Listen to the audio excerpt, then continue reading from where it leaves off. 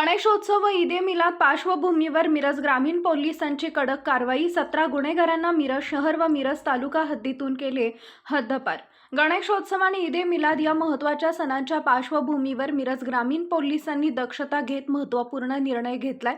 कोणताही अनुचित प्रकार घडू नये, कायदा व सुव्यवस्था अबाधित राहावी या उद्देशानं मिरज शहर व मिरज तालुका हद्दीत 17 गुन्हेगारी प्रवृत्तीच्या व्यक्तींना प्रवेश आणि निवास करण्यास प्रतिबंध घालण्यात आला आहे।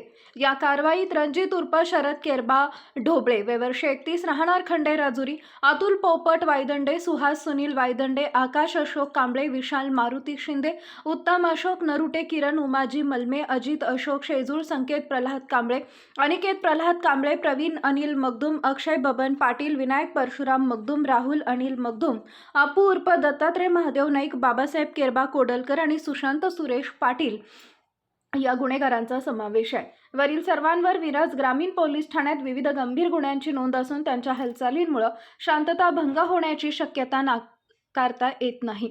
त्यामुळे पोलिसांनी दिनांक 3 सप्टेंबर ते 7 सप्टेंबर 2025 या कालावधीत या व्यक्तींना मिरज शहर व तालुका हद्दीतून हद्दपार करण्याचे आदेश काढले आहेत।